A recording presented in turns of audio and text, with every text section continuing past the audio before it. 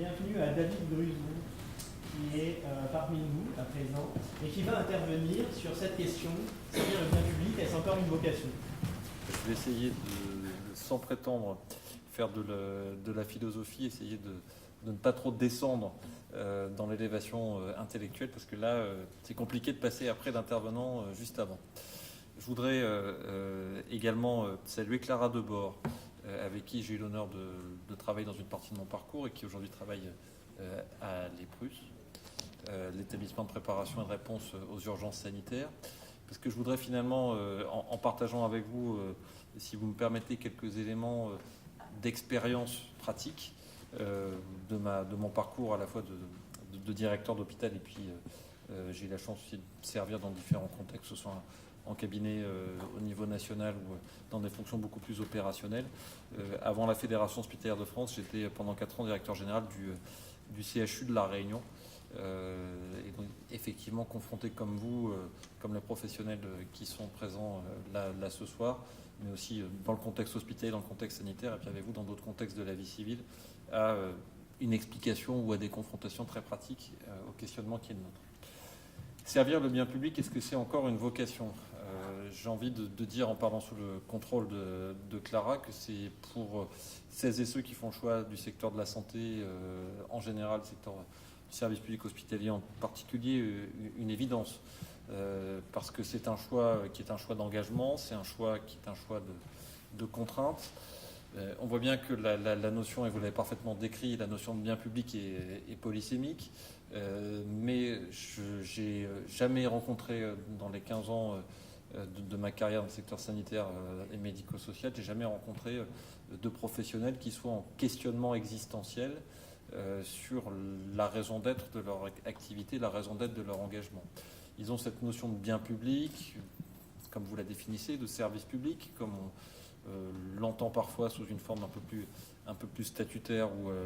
ou juridique. Ils ont cette notion-là chevillée au corps, en tout cas la claire conscience que dans l'exercice de leur mission, ils servent une mission et des objectifs qui dépassent leurs intérêts propres, qui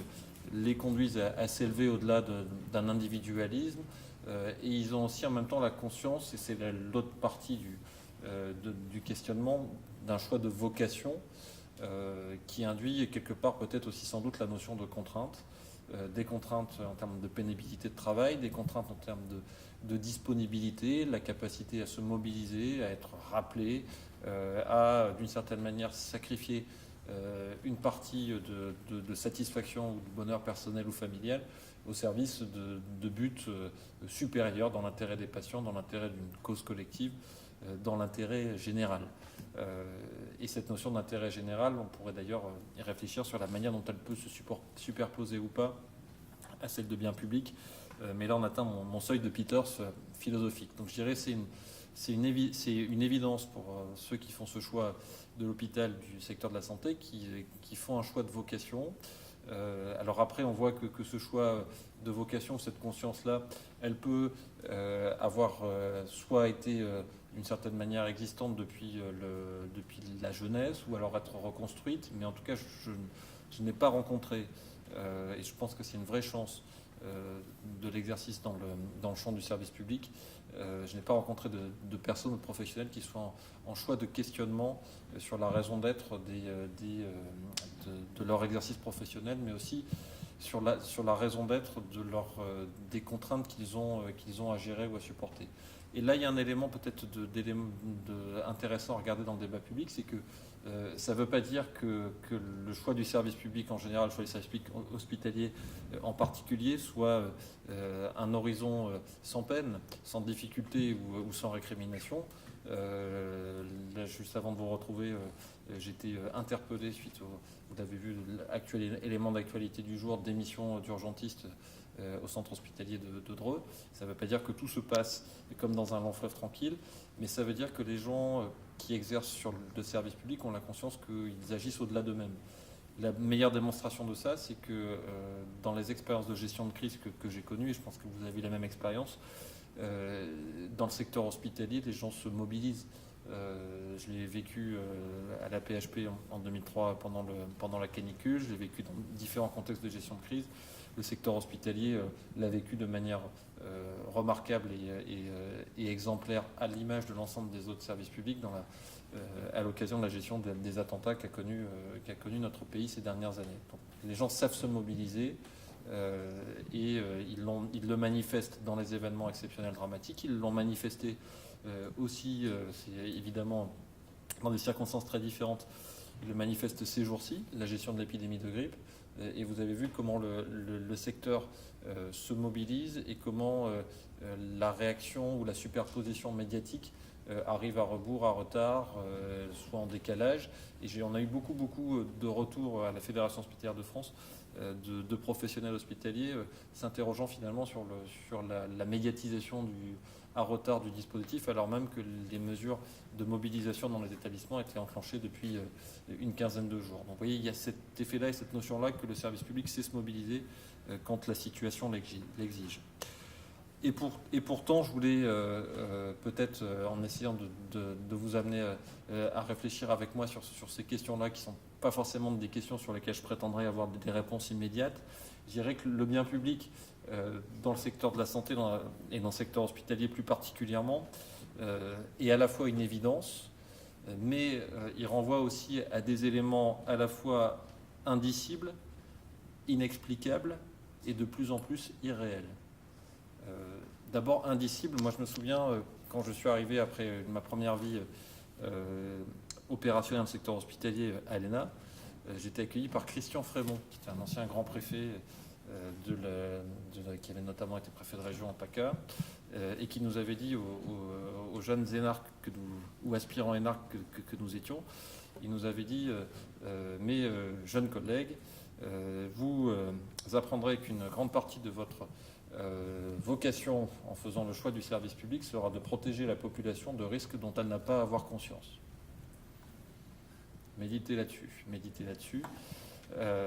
Et soviétique me sert encore aujourd'hui. Ça ne veut pas dire qu'il faut nécessairement vivre dans une culture du secret, de la dissimulation ou de l'opacité, mais ça veut dire que dans nos différentes fonctions à l'hôpital ou dans les différents métiers du service public, nous avons finalement à assumer une charge ou des charges qui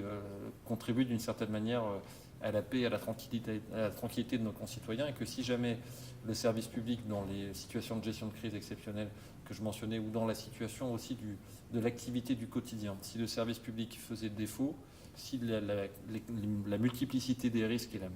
et la complexité parfois effarante des facteurs que nous avons à maîtriser, précisément ne l'étaient pas gérés, il y aurait des effets rebours ou retours négatifs pour nos concitoyens dans leur ensemble que tout à fait incalculables, et que cette gestion de risque du quotidien, qui d'une certaine manière a aussi à voir avec des notions d'expertise et de compétence, avec des notions de technicité, cette difficulté-là et cette complexification croissante de la vocation ou de l'exercice concret de la vocation pour le bien public dans le secteur hospitalier, c'est vrai que d'une certaine manière, on voit bien qu'elle échappe d'une certaine façon à l'entendement d'une grande partie de nos concitoyens, et c'est peut-être mieux ainsi parce qu'on a à manipuler des réalités soit très techniques, soit parfois très dangereuses, qui d'une certaine manière relèvent de notre choix de vocation et de notre exposition au bien public également dans sa complexité. Donc un choix d'engagement, un choix de vocation parfois indicible, et cet indicible-là, vous le comprenez tout de suite, a aussi sa noblesse et est aussi une forme de raison d'être de l'engagement de celles et ceux qui inscrivent leur choix professionnel dans cette direction. Deuxième notion peut-être un peu paradoxale que je voulais exposer, sur laquelle réfléchir avec vous, c'est cette notion que finalement cette vocation, elle est de plus en plus inexplicable, au sens peut-être pour être plus précis, où les agents hospitaliers, les professionnels hospitaliers sont de plus en plus mis en demeure d'apporter, sans le formuler, des explications ou des réponses quand notre société ne peut plus le faire. Et je pense que vous en aurez des illustrations très quotidiennes dans vos vies professionnelles respectives. Moi, j'en avais dans mon poste précédent une pluriquotidienne, qui était que, pour celles et ceux qui connaissent la Réunion et l'océan Indien, Donc ces territoires, Réunion et Mayotte, sont très exposés à la pression de l'immigration sanitaire irrégulière venue des Comores. Quand je dis très exposé, le centre hospitalier de Mayotte a aujourd'hui plus de 50% de son activité liée à la prise en charge de l'immigration sanitaire irrégulière, et le CHU de La Réunion a 1200 évacuations sanitaires chaque année venues de Mayotte. Et donc il y a là, d'une certaine manière, les hospitaliers apportent ou sont confrontés à une injonction paradoxale finalement entre plusieurs objectifs de bien public, la nécessité de prendre en charge à titre humanitaire les besoins de santé tels qu'ils se présentent, d'un côté, et de l'autre, l'objectif également présenté comme un objectif de politique publique ou de bien public, de lutter contre l'immigration irrégulière. Et dans la formulation des choses et la manière dont s'expriment les autorités gouvernementales qui viennent dans ces territoires, je n'ai pas trouvé, les professionnels n'ont pas trouvé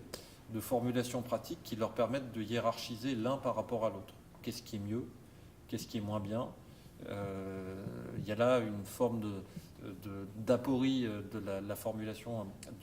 des objectifs de politique publique, mais cette aporie qui a sans doute ses raisons, parce que là je pense que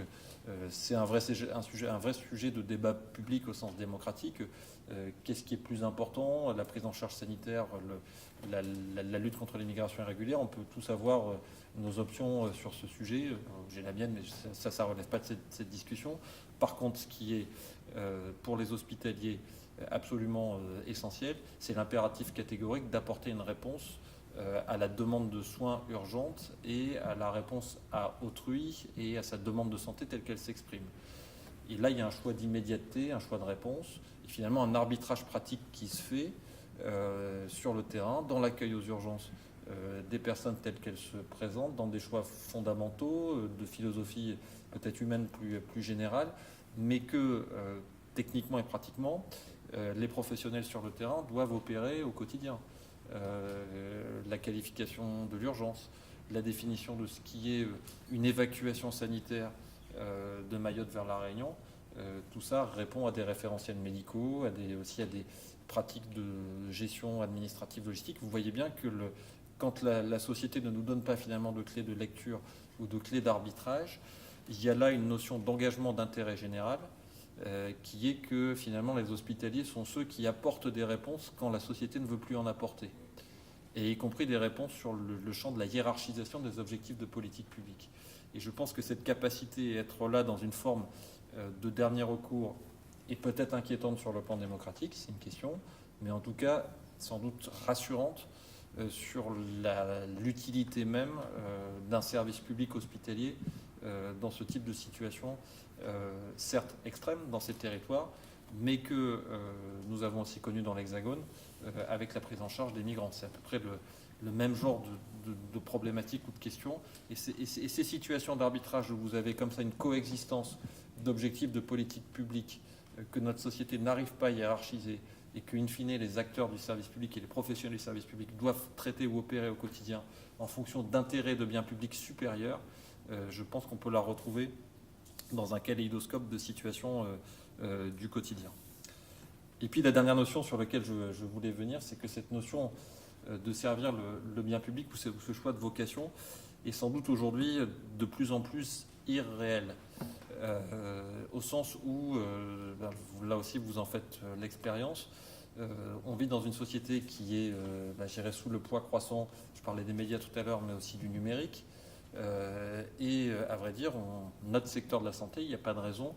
qu'il échappe à cette révolution numérique. Nous sommes immergés sous cette révolution numérique avec des nouvelles manières de prendre en charge les personnes qui se développent, l'irruption des nouvelles technologies, de la télémédecine, de la téléconsultation. On pousse à la Fédération hospitalière de France pour ça, pour le déverrouillage du modèle économique de ces leviers, mais on voit bien que là, la technologie n'est pas sans incidence sur le service même, et que le recours à la technologie, l'intermédiation par le numérique, suscite aussi un risque de déshumanisation et de distanciation par rapport au réel. Une société où finalement, comme le disait Paul Václavic, on a de plus en plus de mal à appréhender la réalité de la réalité. Et je pense qu'il faut qu'on ait ce recul éthique au moment où on sent que la bascule se fait. En fait, elle est déjà en cours. Et demain, vous aurez sans doute accès à votre médecin spécialiste hospitalier, pas sur votre smartphone. L'assurance maladie, la sécurité sociale accordera une valorisation financière à cet acte de prise en charge, parce que si elle ne le fait pas, il y aura une fracture numérique et sociale entre celles et ceux qui pourront se payer la téléconsultation à 40-50 euros, et puis les autres qui devront aller aux urgences et qui auront à subir l'engorgement des urgences. Donc vous voyez, ce réel de la prise en charge, il se distancie, et de la même manière que le réel de l'appréhension de l'autre, quelque part le réel de l'appréhension du bien public sans doute est un peu modifié par la technique. Voilà les quelques idées que je voulais développer devant vous, mais qui, vous voyez, sont plus des questionnements que des réponses.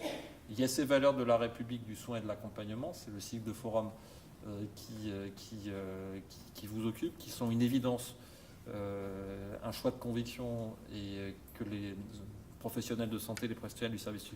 public hospitalier ont chevillé au corps, mais en même temps dans un univers de perception de ce qui est le bien public qui se complexifie à mesure aussi que notre société sans doute se complexifie aussi, et que le rapport à la définition même du bien public que l'intervenant précédent a parfaitement exposé lui-même se complique de plus en plus. Voilà. Merci de votre attention.